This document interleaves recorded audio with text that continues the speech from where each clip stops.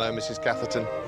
Can I come round and show you the pamphlets for the fete? Yeah. Just let yourself in, OK? I've just got to do a piece to camera. There. Oh. See you later. Our world today is safer than it's ever been. Certainly safer than it was in medieval times. There's no packs of wolves roaming the countryside, gobbling villagers whole and then dabbing their lips dry on the nearest bit of tapestry. No bubonic plague blackening your fingertips and then turning your armpits into putrefied pockets of human wax. No witch finders killing your wife. These days, we've got it easy, and there's ever so little to be frightened of. But the moment they appear on TV, even the quaintest surroundings can suddenly seem dramatically more dangerous. The peaceful county of Devon is home to one of England's largest fireworks factories, but the tranquility is shattered when a tiny spark sets off £18,000 of explosives. Television's slightly hysterical take on the world has a way of colouring your everyday experience, as we'll see throughout this series. It often functions as a magic mirror, providing an endless stream of mesmerising unpleasantness. It shows you arresting tales of gory, bloody murder. Imagine the height of the backswing to get spray marks that long. Horrifying visions of mankind's inevitable demise. Eerily disturbing imagery designed to sell you protection. So who knows what your family could be eating? And more petrifying news coverage than you can shake a fear stick at. Is Britain sliding toward chaos? No wonder all these people are so terrified on the inside. They're not even safe in their own homes as they sit there staring at a machine that warns them worse is to come. This week, how TV ruined your life by shouting boo in your mind. Don't say it didn't, it did.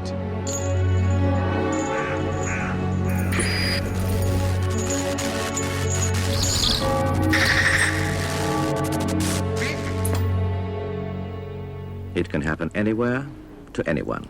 An ordinary street, a moment's thoughtlessness. That's a characteristically cheerful public information film, or PIF, one of many thousands of government-approved mini-horror movies designed to fear you into not going all dead.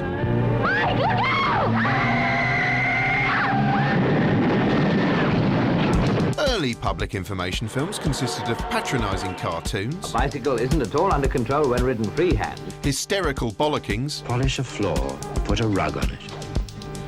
You might as well set a man trap. Or cautionary tales which simply barked at you like a Joe Bugner. Hey, what do you think you're doing? Come back here. Go on, Joe, knock some sense into him. If you go on like that, you could be in big trouble. You know, it's a bit rich taking health and safety advice from a man who hits people in the face for a living. Effectively, this was the man using television to command you, the citizen, to behave for your own good. That's better. Be smart. Be safe. This man was safe. Until now. In the late 20th century, one of the greatest challenges facing the UK was the population's apparent ignorance of how a new technology known as electricity worked. And anyone who touches him also gets a shock.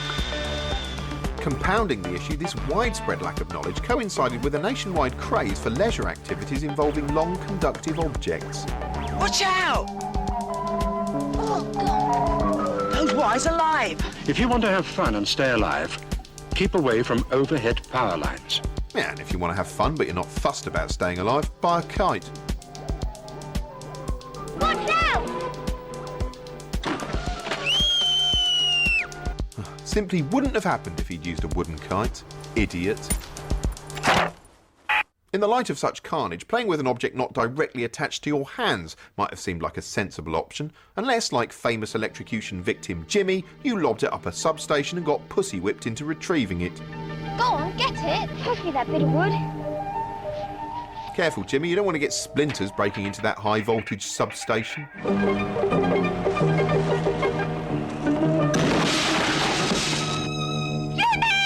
Oh, yeah, now you cry. A minute ago it was all, oh, go and get it, Jimmy. Oh, do it for me, Jimmy. I mean, I'd call her a typical woman, but she isn't. She's just a horrid little girl. Anyway, against the odds, Jimmy survived that incident and is still alive today. People still bring up the whole Frisbee thing. And I mean, yeah, it stung a bit, obviously, but it wasn't as grievous as they made out in the film. In some ways, having 66,000 volts zipped through you can be quite pleasant. I actually work in toy design now. We're trying to create a less aerodynamic Frisbee to protect future generations. Me and Sal are still together. We really bonded after the accident, much as my trainers bonded to my feet due to the intense heat generated.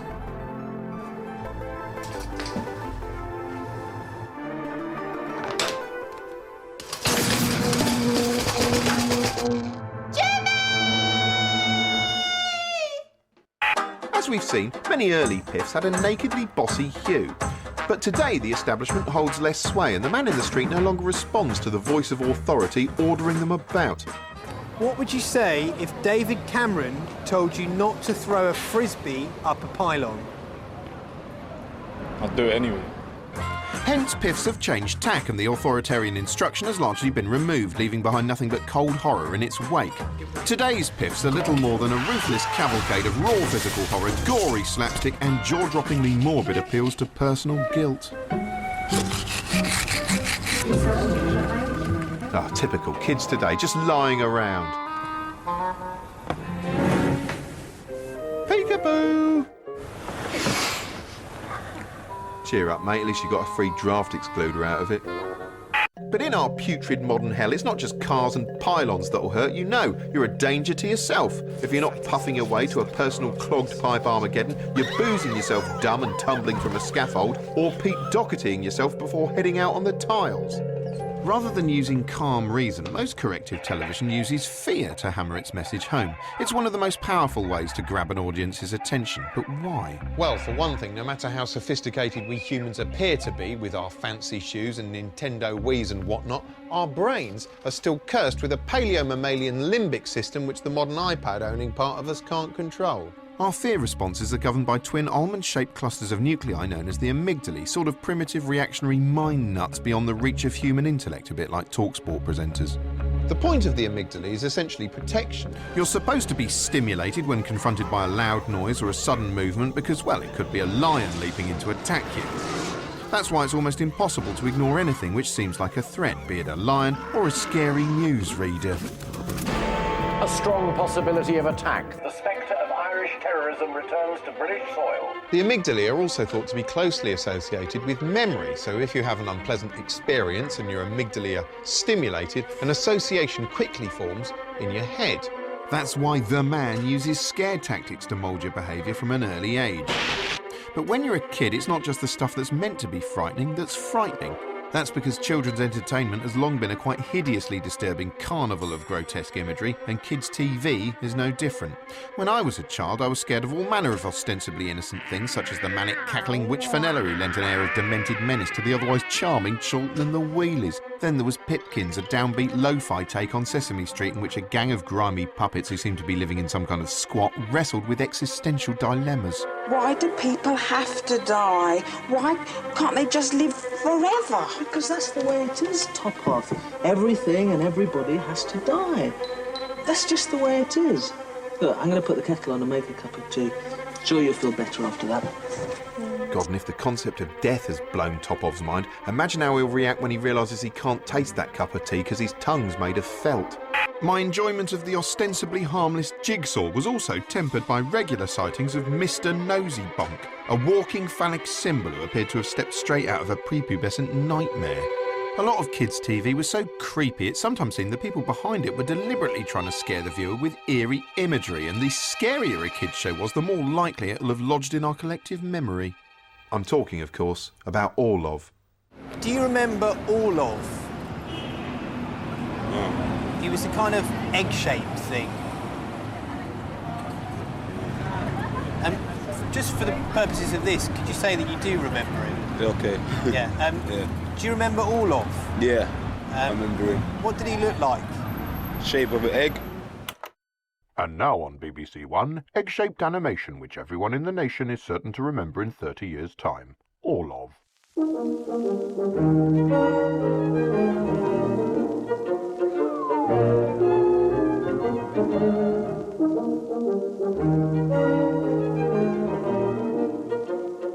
Ah, Orlov.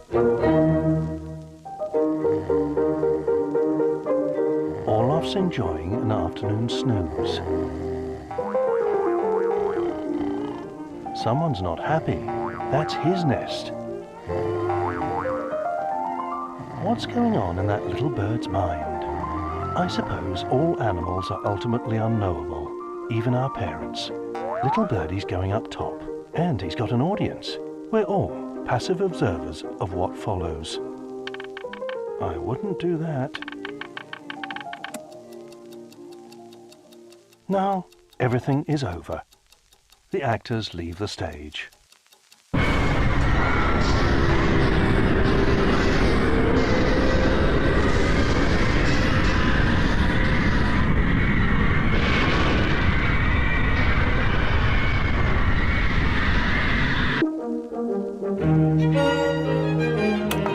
Yes, during my formative years, mushroom clouds were all the rage.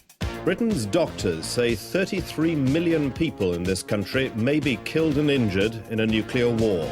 To my babyish eyes, it seemed every news bulletin consisted of nuclear paranoia, Mrs. Thatcher, blood-curdling statistics about the inevitable apocalypse, and the only people trying to stop this madness seemed to be kindly dinner ladies and lofty off EastEnders. If we have got peace camps, non-violent direct action outside every nuclear base in this country, they can't shift us. Yeah, except maybe with water cannons or tasers or bulldozers, or I suppose they could always just walk in and physically pick you up. What I'm saying is they can shift you. Despite the high stakes, however, it was hard for the average viewer to picture a nuclear war.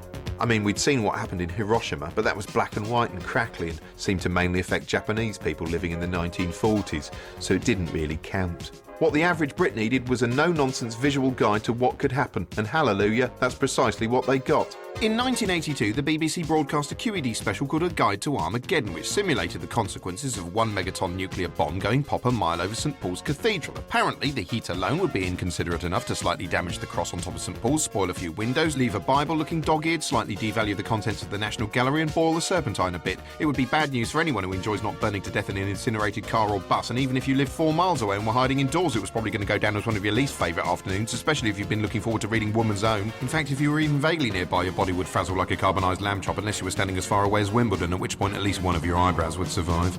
Yeah, it looks pretty nasty, but the ladies love a war wound, yeah? You'd be beating them off with a stick. Albeit a burnt, smouldering, radioactive stick. Anyway, in case you're worried the situation seems hopeless, the show went on to highlight some of the defensive measures the average 1980s couple could take. Following the Helpful Protect and Survive pamphlet, the duo whitewashed their windows and construct a bijou shelter under the stairs, perfect for enjoying a cup of tea in. And they fared pretty well. The whitewash keeps 80% of the heat out. There may be fires in unprotected houses nearby, but Joy and Eric should survive. At least for 17 seconds. After that, the blast demolishes their terrace of houses. The QED Atomic Splattacular proved so entertaining it convinced the BBC to make Threads, possibly the most frightening drama ever broadcast on British television. Threads graphically depicted how a nuclear bomb could cause millions of pounds worth of improvement to Sheffield's architecture. The moment of detonation itself was brilliantly realised, rammed with stark, horrifying images that set amygdala across the nation lighting up like the residents of Sheffield. Jesus Christ, they've done it.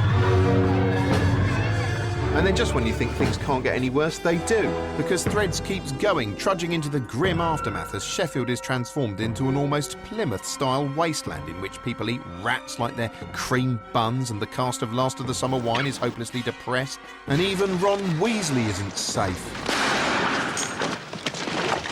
I guess if Threads had an overall theme, it was, oh shit! The next morning, BBC reporters descended on Sheffield to gauge how the locals reacted to seeing their homes and workplaces destroyed. I quite enjoyed it, actually. But, enjoyed seems a strange word to use of such a harrowing play.